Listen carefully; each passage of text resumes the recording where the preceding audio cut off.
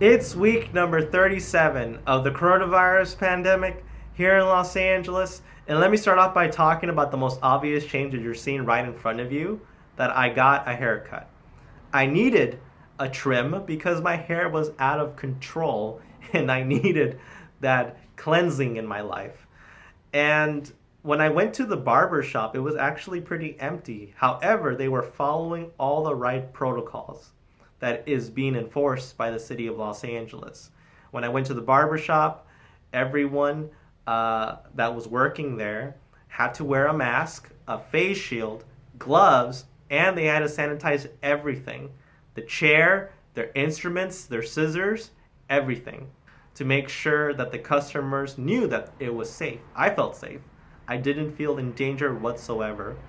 The second thing I also noticed is that it was limited capacity. And not only that, they were also putting these huge dividers and skipping another barber chair to make sure that there was good social distancing in between them. So, for those of you that want or need a haircut, try to look for those barbershops because they do exist. And if they are following those protocols, chances are they're doing it right. And there is very little chance that there's going to be the spread of COVID-19. I was wearing my mask most of the time, but it's not needed once you're getting the haircut because everyone is wearing a mask plus a face shield, double protection there. So it's no problem. So right now I feel good and I don't regret it. And at the same time, every single one of those barbershops actually had to take a test to make sure that they were negative in basically contracting COVID-19. And they have it basically pasted right in their wall that they're negative. So they have to do it every so often to do the test, the nasal test that is very awkward and it basically hurts your brain. So I fully recommend going to those barbershops that go above and beyond to make sure that they're safe. And I can tell that it's safe. So no need to be paranoid. On that same Monday, there was another announcement in which another pharmaceutical company was in the development of their own COVID-19 vaccine. The company called Astra Zeneca, which is a British and Swedish multinational pharmaceutical company, says that their vaccine is about 90% effective to combat COVID-19. Now, it sounds good, but there is data that is missing. And a lot of the researchers and a lot of medical experts say that they need more tests to see if it's as good as the Pfizer or the Moderna vaccine. So hopefully in the soon to be future, we get more information because we don't know what the side effects are for this vaccine. So hopefully with more tests, we get a better idea. We already know some of the side effects for Pfizer and Moderna. But this is actually good news. It means that more and more companies around the world, the pharmaceutical companies and biotech companies, are trying so hard to figure out the best way to combat COVID-19 and to finally ending this pandemic nightmare. So on Wednesday, all out-of-state travelers arriving to Los Angeles, either by airplane, or by train, will have to sign a form of acknowledgement of the county's 14-day quarantine requirement, which was implemented because of the surge of COVID-19 cases. So the form that you're seeing right now has to be filled before getting out of the train or getting out of the plane. And if you fail to fill out the form, you can get a fine up to $500. So they want to make sure that everyone is taking this virus seriously, but also that if you are traveling, especially during this time, and you're coming back to Los Angeles, you are required to basically do a 14-day quarantine. On that same Wednesday, there was actually tragic news in the sports community, but more for the soccer world.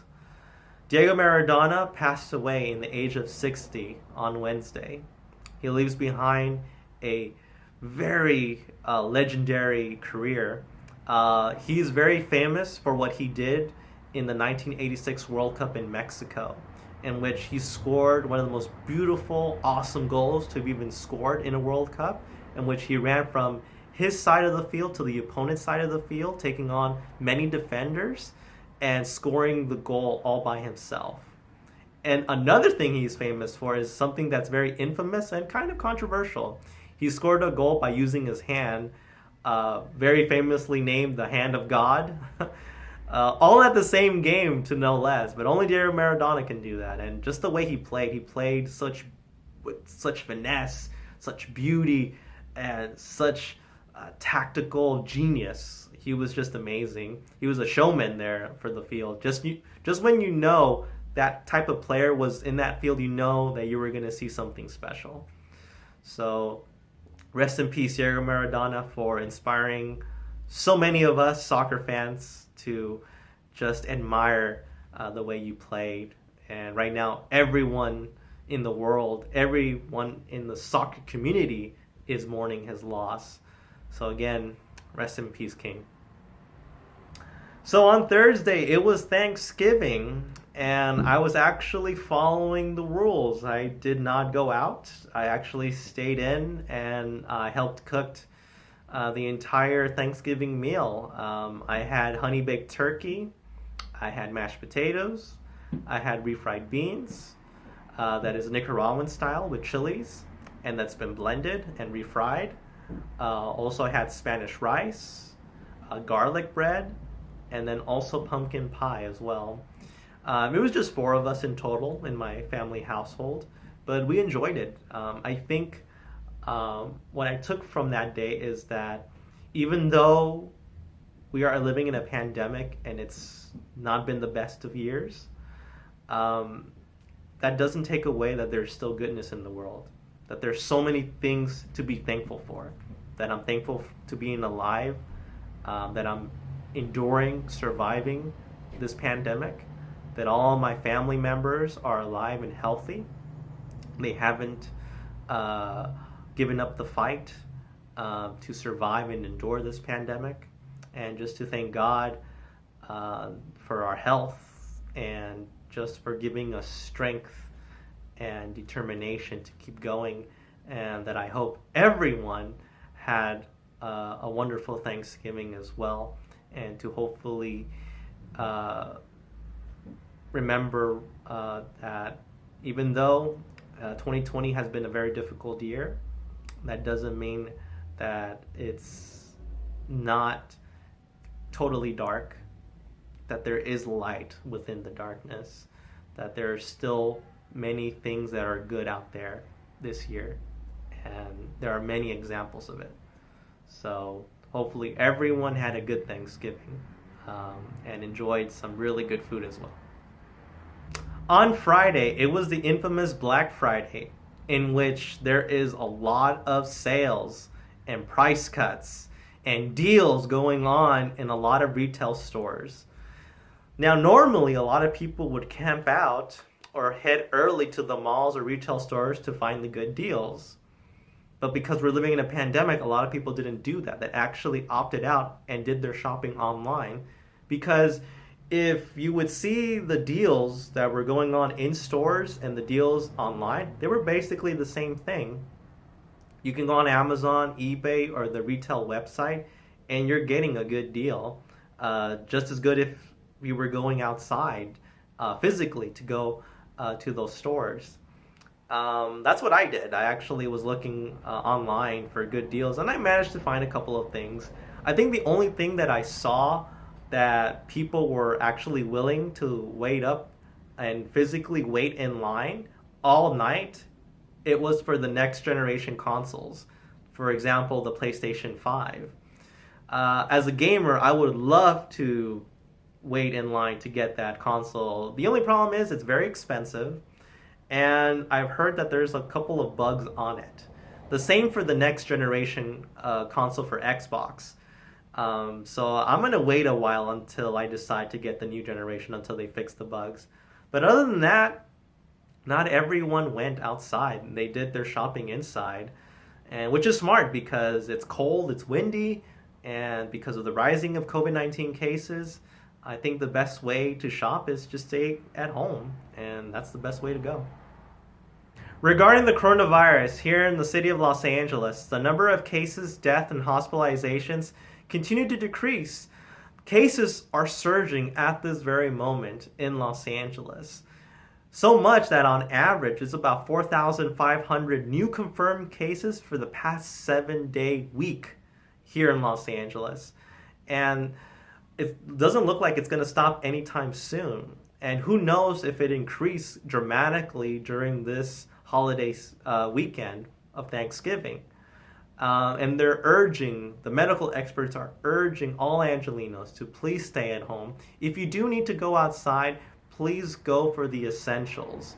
If you are a younger person that have older relatives, tell the older relatives to stay at home and have the younger ones pick up the items that they need. And again, they're urging if you do want to go shop for those deals during this Thanksgiving weekend, go online. You're going to find the exact same deals online as if you were going to go physically to the store. So it's not too bad.